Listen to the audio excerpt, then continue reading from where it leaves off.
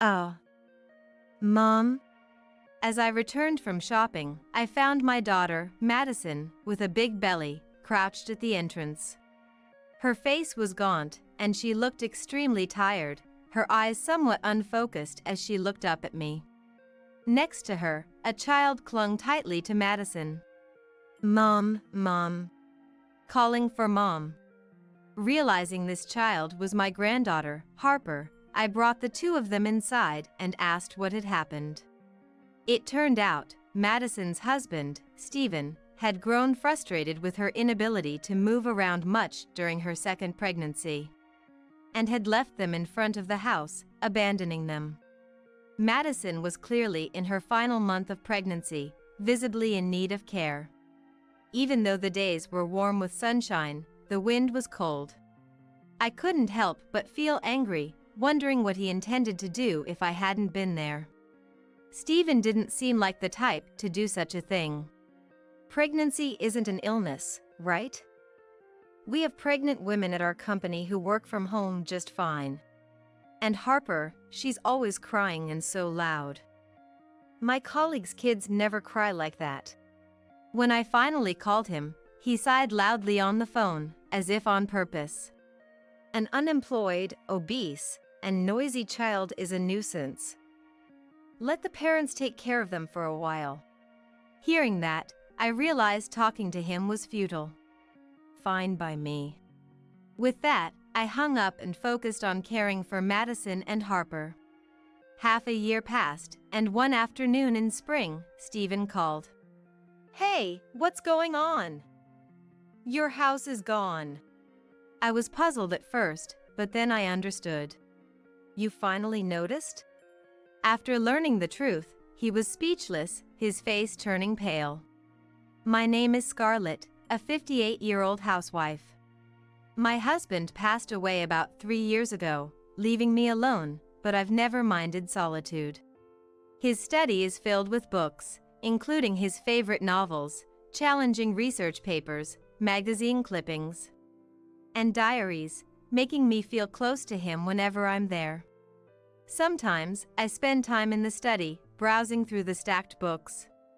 My daughter Madison, her daughter Harper, and Madison's husband Stephen live about a 30-minute drive away in the next town. Stephen works at a large company owned by his dad, holding a position as a department head at the young age of 33, and is even talked about as a future CEO. Madison and Stephen met at a beer party. When Madison went out with friends, one of them recognized a former classmate, which turned out to be Stephen. By chance, they worked near each other and started seeing more of each other, occasionally bumping into one another or going out for drinks with friends, eventually leading to a relationship. Madison wasn't the type to make the first move, often calling me, unsure of what to do. Well, I'm not sure either, but maybe just go out for a meal and enjoy yourselves? I couldn't offer much advice on love, not being very experienced myself. Unlike me, my husband had his fair share of romances, but when it came to our daughter's love life, I won't allow her to date someone strange like me. He was protective. It was funny hearing him call himself strange. Nonetheless, their relationship progressed smoothly, and by the time a year had passed, they came to announce their engagement. Stephen, being the son of a big company's president and his excellence in sales, had reassured my husband enough to entrust our daughter to him, he later told me. I too felt at ease sending off our daughter to such a respectable person. Soon after, the two married and moved to the next town to start their life together. Initially, Madison would come to visit us, sharing the joy of discovering her pregnancy and her anxieties about giving birth. Around 3 or 4 months after we learned of Madison's pregnancy, my husband passed away. He was involved in a traffic accident with a truck whose driver had fallen asleep at the wheel. Both Madison and I were shaken by the sudden news and found it hard to live calmly for a while. Rushing to prepare for the funeral and running around for company and government procedures, the days passed, and before we knew it, a month had gone by. What's strange is that I hadn't seen Stephen since he came to introduce himself for the marriage. Even at the funeral, he only showed his face for about an hour before disappearing quickly. I thought it was a bit rude, but according to Madison, that's just how he is. It can't be helped. Stephen is always busy with work, Madison said, forcing a smile despite a hint of sadness. It seemed she hadn't had much of a chance to talk or spend time with Stephen, who had started leaving early in the morning for golf meetings on weekends. Being a president's son might excuse him somewhat, but I wished he would consider Madison, who was heavily pregnant. As summer came to an end, Madison returned to our home to give birth. With her belly fully rounded, she was looking forward to meeting the baby. It's a girl. We've already decided on a name. Oh, really? What's her name? Harper. Stephen and I chose it. Madison, smiling as she spoke, gave birth within 2 weeks and soon went back to her home where Stephen was waiting. Madison, make sure to visit us sometimes, Harper too, I said over the phone, but Madison's reply seemed hesitant. Yeah, maybe, once things settle down, I'll come over. Though I felt something was off, I hoped it was just temporary. Madison was always busy with childcare and housework, and Stephen, who should have been reliable, often came home late or not until the morning. Even if he is the president's son, is his job really that demanding? I wondered aloud while eating lunch alone. Despite several calls afterward, the responses were the same. It had been 3 years since Harper was born, but I had only seen my granddaughter once, when Madison gave birth. I wanted to support Madison and had told her so many times over the phone, but her answers remained evasive and terse. Before a long weekend, I decided to call Madison once more. Hello, Madison? How have you been? I was thinking of visiting you and Harper soon. I knew too much interference wasn't good. Talking with close friends in the neighborhood, I learned that it's become less common to let grandparents see their grandchildren, and too much persistence could upset them, possibly leading to never being allowed to see them again. Madison was my own daughter, but I feared this call might lead to rejection, and I might have to give up. With these thoughts, I waited for Madison's response. Mom, I'm not feeling well lately and don't want to see anyone. Please, don't call for a while. Are you okay? If you're not feeling well, I'm even more worried. Should I bring over some food? I don't need it. Can we stop this? I'm going to hang up. Wait, how about Harper? And Stephen, is he doing well? Not caught a cold? You're too nosy, Mom. I want to raise my child on my own, so stop calling. Madison hung up, irritated. The call was short, but it shocked me profoundly. I had never imagined Madison felt that way about me. I thought I was being kind, but I was just being meddlesome, I thought, holding back sadness as I stared at the disconnected phone. Maybe she was tired and nervous from childcare, or perhaps I had been too interfering. Considering various reasons, I admitted there might have been fault on my side and decided to refrain from calling. But I couldn't help wondering, had the girl who used to talk to me so openly really changed this much? Despite my doubts and unwillingness to give up on seeing my granddaughter, I continued to call about once a month. But each time, I was met with a cold attitude and was not allowed to see Harper. Hey, are you feeling okay? My questions were often left unanswered, and sometimes the call would be disconnected right away. Hoping to at least get a sense of how things were, I decided to call Stephen. He was my daughter's husband, after all, and I thought he might know something about Madison's and Harper's situation. Stephen never answered the phone right away, but late one night, he returned my call and said, "Madison? Oh yes, she's fine. She's doing a great job looking after Harper. You don't need to worry. Madison has always been very responsible. Oh, that's good to hear. But could you tell her I'd like to see her sometime? Yes, of course. It's strange that Madison isn't answering her phone, isn't it? She's not usually like that. Quite troubling. Stephen's words felt insincere, as if he was feigning ignorance about the whole situation. I felt a bit uneasy about his tone, but my suspicions were confirmed about a month after that call. As autumn deepened, returning from shopping one day, I saw a figure sitting at my front door. At first, I thought a homeless person might have mistaken my home for somewhere else. But as I got closer, I realized it was Madison. Madison? And that belly. And who is this child? I exclaimed in surprise. Madison's belly was noticeably larger, indicating a second pregnancy. Oh. Mom. Her face was gaunt, and she looked extremely tired, her eyes somewhat unfocused.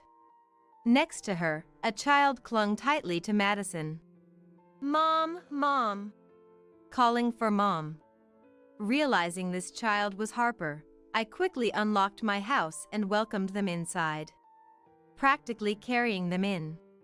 I settled them on the living room sofa and made some hot milk for them to drink. Harper cautiously sipped the still warm milk. It's cooled down, so it's okay.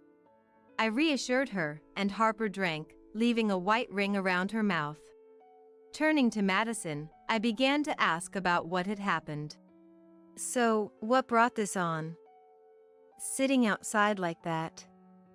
Where's Stephen? What happened to your home? Madison began to cry and looked down for a while before she told me. Take your time. I rubbed her back. After calming down, she explained that as her second pregnancy advanced, she struggled with household chores and childcare, which frustrated Stephen. He had driven Madison and Harper to the front of my house and left them there. Seeing Madison visibly in her final months of pregnancy made me furious. Thinking about what would have happened if I had been away. How could he? I immediately called Stephen. He hadn't mentioned Madison's pregnancy during our last conversation, which would have prompted me to help sooner. After several rings, "Hi?" a lethargic voice answered. "Hello? Stephen, what's this I hear about you leaving Madison and Harper outside my house just now?" I asked angrily, but Stephen nonchalantly replied, "Well, that's how it is. Madison's been neglecting most of the household duties lately, using her pregnancy as an excuse. Even when I come home tired, there's no dinner ready." Not helping because you think it's all Madison's job? Don't you think you should be supporting your wife? Why should I help? House chores are the wife's job, Madison's job. I have my own work to do. It's only natural she takes care of the house since she's the housewife. Madison is pregnant. And thinking it's natural without any appreciation is just too ungrateful. Being pregnant isn't a sickness, right? We have pregnant women at our company who are working remotely just fine. And Harper, always crying and making a fuss. My coworker's kid never makes a peep. He exaggeratedly sighed over the phone. Unfit due to obesity and noisy kids are a nuisance. Let the parents take care of them for a while. The moment I heard that, I realized talking further was pointless.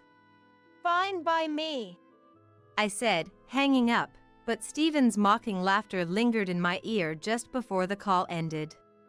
I managed to suppress my anger and frustration, focusing on what needed to be done. What needed to be done was taking care of Madison and Harper. Harper's clothes were stained, with food and juice spills turning into spots. Her hair also seemed to smell, so first, I decided to give Harper a bath. The spare clothes in the carry case were slightly dirty as well. We'll have to go shopping for clothes with Grandma tomorrow. 3-year-old Harper is talkative, chatting non-stop about her favorite foods, picture books, and characters from the kids' shows she's currently obsessed with. Madison, on the other hand, seemed exhausted from being overworked by Stephen, barely able to move from the couch. I hurriedly prepared sheets, making up a bed in an empty room upstairs for Madison to rest. Her skin was rough, and her hair was in disarray, presenting a pitiable sight. Call me anytime if you need anything. I'll take care of Harper, so you just focus on resting, okay? Madison nodded and quickly fell asleep, seeming relieved. The following 1 to 2 weeks were spent nursing Madison back to health and taking care of Harper. However, spending time with my granddaughter, whom I had not been able to see until now, was very fulfilling and not at all burdensome. It was hard for me to be strict when Harper would beg. Buy it, please. It was hard for me to be strict with that voice. Eventually, as she began to recover, she started to open up about her past. Stephen was kind before we got married. He respected my opinions, and we would discuss even the smallest things together.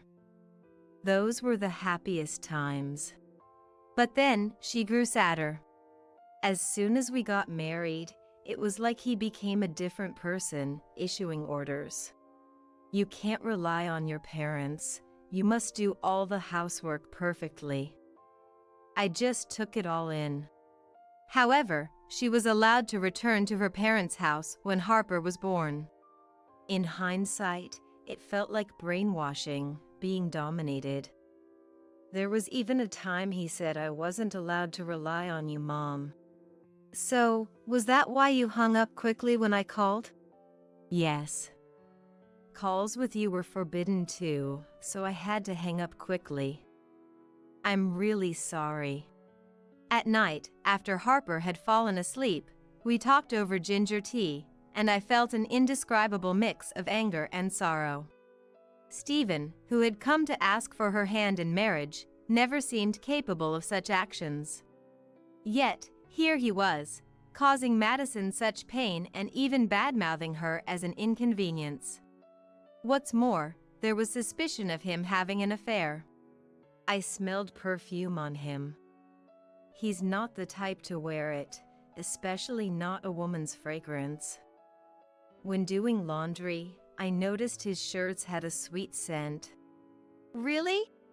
Doubtful, but recalling his late returns and early morning arrivals, it seemed plausible. Madison, you've been through so much. You've done well to manage on your own. Considering how she juggled household chores and childcare while realizing her husband's infidelity, I couldn't help but express my admiration. No matter the defiance, she is my only daughter and family. Madison cried softly. The gentle autumn weather continued, dry but refreshingly cool compared to summer. Madison's due date was approaching soon. I did everything to pamper Madison and Harper, aiming for their emotional and physical recovery. About half a year passed, and it was spring. While I was preparing lunch, my mobile phone unexpectedly rang, so I stopped to answer it. The caller was Stephen. Yes, this is Scarlett.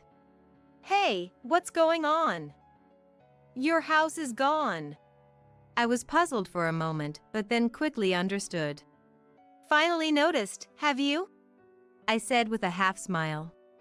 Stephen had come to pick up Madison, Harper, and the newborn, only to find the house gone, turned into an empty lot with a for sale sign posted.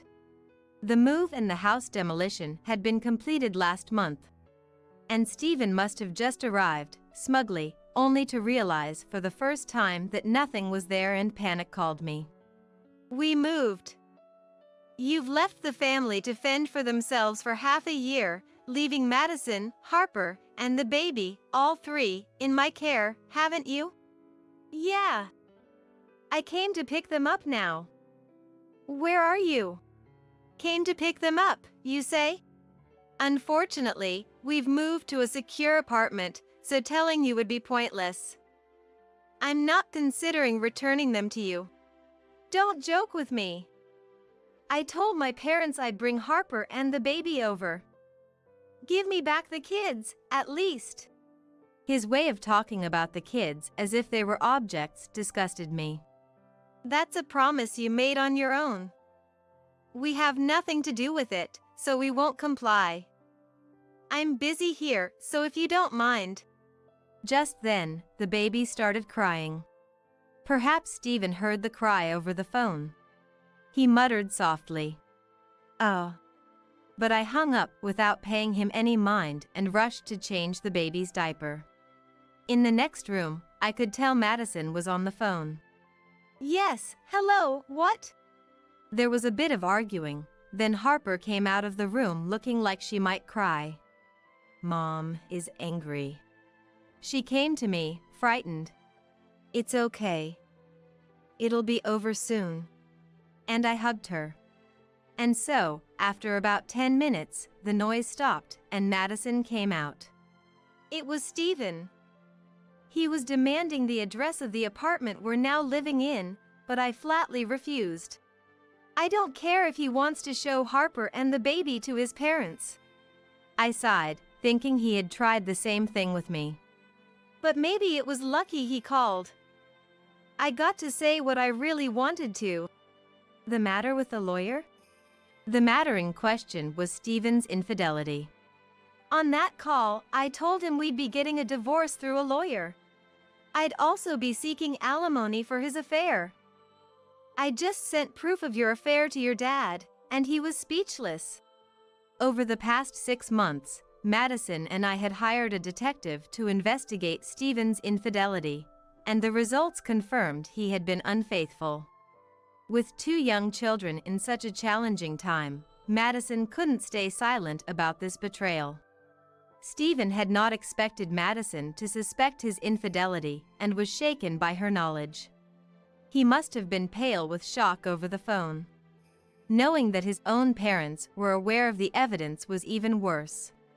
He was outraged, saying, "How dare I do such a thing, but those are my words."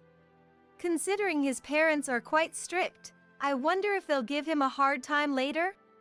Madison's prediction proved accurate, and later, a meeting with Stephen's in-laws was arranged to discuss his actions. On the day of the discussion, the in-laws apologized first and accepted Madison's divorce. Stephen's dad was furious with Stephen, saying that a man who cheats despite having a wife and children is not needed. Even if he was a candidate for the next company president, and ended up firing him from his own company. In essence, Stephen was effectively dismissed. Furthermore, he relinquished custody of the 2 young children, allowing us to raise them. Of course, Stephen was also made to pay compensation and child support. As for Stephen himself, he was being chased for these payments and was also struggling to repay debts incurred from supporting his affair partner. He managed to find another job, but with a salary that couldn't afford a large house like before, he moved into a small, cheap apartment. After Stephen lost his potential as the next president, his affair partner cruelly left him. It seems she was not interested in Stephen himself, but was attracted to the title he held. Subsequently, Stephen tried several times to contact Madison, suggesting they try again or reconcile, but Madison deleted his contact information. The divorce was finalized smoothly, and Madison became single but not alone, with her children growing up well. Though Stephen and the in-laws settled their affairs, Stephen's dad, feeling responsible, continued to generously support Harper and the other child's upbringing beyond the agreed child support. Despite Madison and I repeatedly refusing, he insisted, so we accepted it for the children's future savings. We also shared photos and videos of our adorable grandchildren with the former in-laws and even video call when schedules allow. Watching Harper and her sibling, the in-laws seem very happy, treasuring their grandchildren as precious. Harper started preschool and is busy with mud and sand play with friends every day. One sunny afternoon, When I went to pick Harper up from preschool, she was holding a rolled-up piece of drawing paper. "What's that, Harper?" I asked casually, and Harper shyly replied, "A picture of Mom." The preschool teacher mentioned that today, they drew portraits as presents for their moms. Harper was too shy to show it to me, but ran home and presented it to Madison.